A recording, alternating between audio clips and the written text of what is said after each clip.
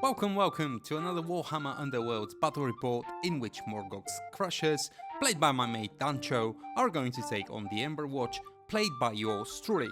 Well, let's dive right into it. Dancho is going to open with Thuggy Boy, and I'm going to challenge him with my only close combat expert, Farasa, next. Dancho is going to double down on the left hand side and place Morgok as a reinforcement for Tug. At this point, I'm going to place Yurik away from the Greenskin's murderer's hands and put him just out of range. Dancho is of course not going to leave this unanswered, and he's placing Artsko on the right hand side, ready to challenge me. I'm going to then back up Yurik with Ardern. We start drawing our cards, realizing that we have not reviewed our treasure tokens, and fix that quickly, as we also mow through our drawing and try to figure out how to play our cards best. Alright, time to determine priority first. After a tie, Dancho is going to go second, and I will take the first turn. So, if there is one thing I learned playing against Morgok's Crusher, it is run, and deny them war tokens for as long as you can. And so, Farasa is going to fall back onto the closest treasure token and then delve during the power step. Dancho is responding in the power step with the commanding stride ploy card, pushing Morgok forward and essentially flanking me, so my chances of avoiding fighting here are really limited now, and I'm beginning to feel uncomfortable. But just because Dancho is prepared to face me doesn't mean I am, so I'm going to equip Farasa with the Great Speed upgrade card. It costs 0 glory points, so I'm ready to run even faster and farther. Apparently Morgok is now going to show me what he's made of, and charges straight into Farasa. Look at him go! After a brief throw off, Morgok lands 2 successes and he bites out 2 wounds out of me, leaving me at 3 wounds only.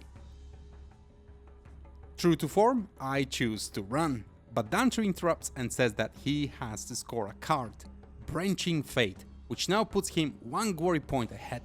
I agree, because I really just want to survive to fight another round. Ardern is going to delve as well, allowing him to score Share the Load for 1 glory point as well. I then choose to use my Warband ability, Vanguard Dash, so that I can move Farasa away from Morgok. At this point Dancho calls me a coward. Does he even know words can hurt?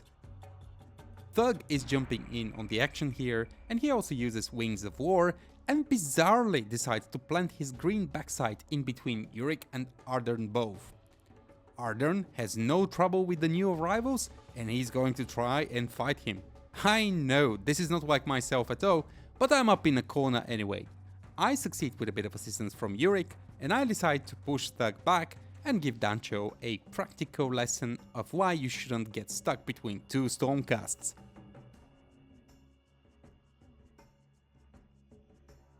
Artsko is joining the party and having a bit of a dilemma who he wants to smash in the head, getting 2 crit successes and directing his damage at Yurik, who suffers 1 wound and has 4 more wounds left.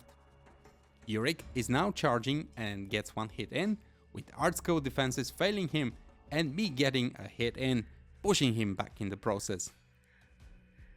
I'm also delving here. I also get to score Delving for Wealth, because I have delved 3 consecutive times. I score another glory points and I have 2 glory points now. Dancho is scoring Scream of Anger and he removes the charge token from Morgok. He then plays Healing Potion.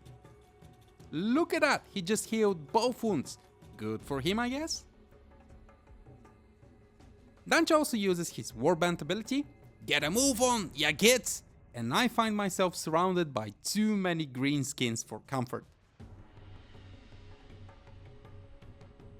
Tug now lands all 3 hits in because he's flanking poor Yurik. He now loses 2 more wounds and he can see the other side already. Here I score Broken Prospects and I sit at 4 glory points, with Dancho slowly destroying the Emberwatch, but still far behind in terms of overall scoring. We wrap up round 1. A new round begins, and the score sits at 1 point for Morgok's Crushes versus 4 points for the Emberwatch. We're cleaning up the tokens, and Dancho is complaining that he hasn't got to score anything because I have been running away from him, to which I say, duh, we're going to need some time to figure out what cards we got, and this is going to take a while, because shifting through so many Warhammer systems just takes its toll on your ability to comprehend stuff. But tell you what, things aren't looking too good for me, and because I'm actually voicing over this game a week after we played it, I'm not really sure who won, so as I gaze into the screen reading through the cards, I'm rooting for myself. Time to roll off, and I get a Warhammer. Round 2, and Artsco is going to attack Yurik. He gets a single success, and I get a single crit success, mitigating the damage. Dancho is now playing sharp points, which will negate my shield defense, and that's all I got. I'm going to play tough enough so that I can negate some of the incoming damage if I get lucky. Oh, and by the way, Thug got inspired. My god, oh yeah? Well, for us is going to dive right into the action, and I realized that I had forgotten to place my Gore Seeker upgrade, to which Dancho says, just go ahead and do it. And he wonders why he's the underdog.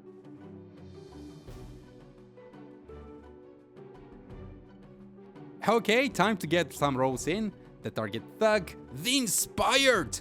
I get a single crit and nothing else. Dancho saves, but I'm going to make him work for his next hit, and I push him back.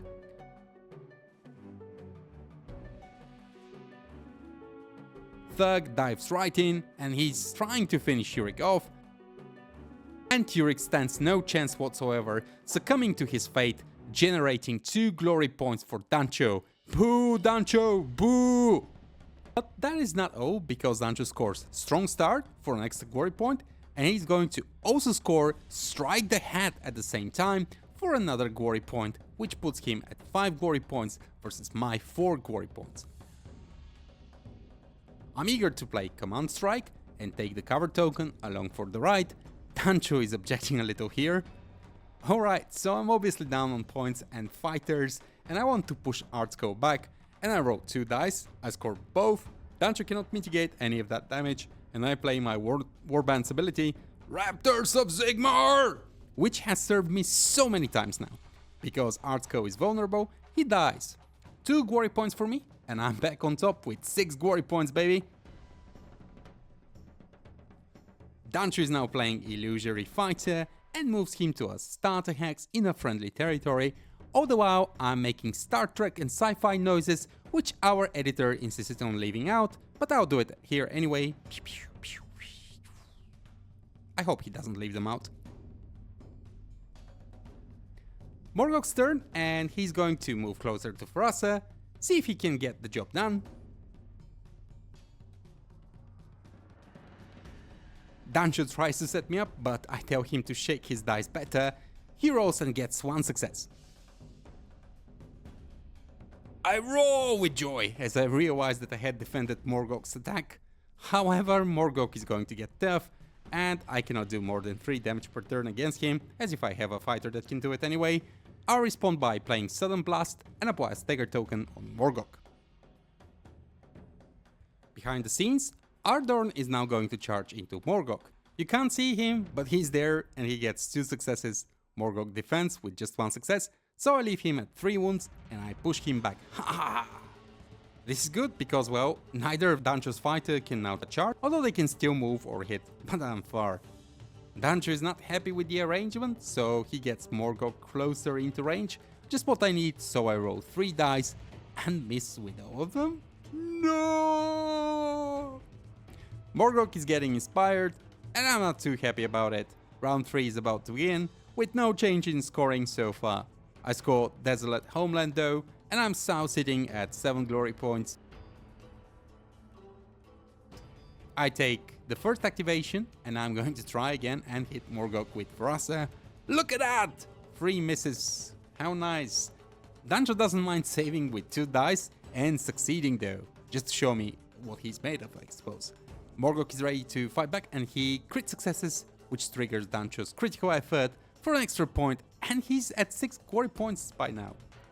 Well, Frasa is also going down because Dancho inflicts Grievous and kills Frasa, which means he gets 2 more glory points, and he's sitting at 7 glory points for my 7 glory points. At the same time, Morgok gets +1 wound characteristic upgrade.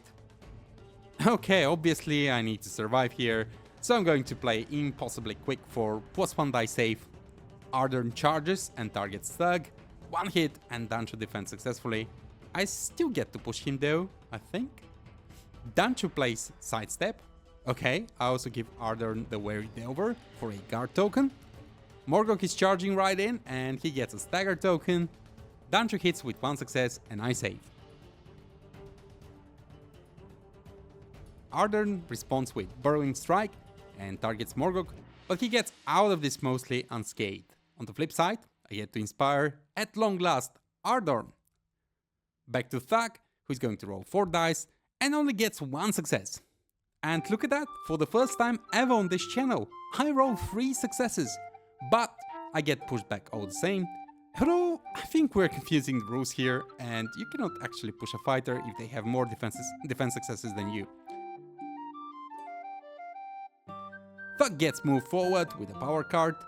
Ardern tries to take a bite out of Thug again, but the boy in green saves. Thug reciprocates and rolls 3 successes here.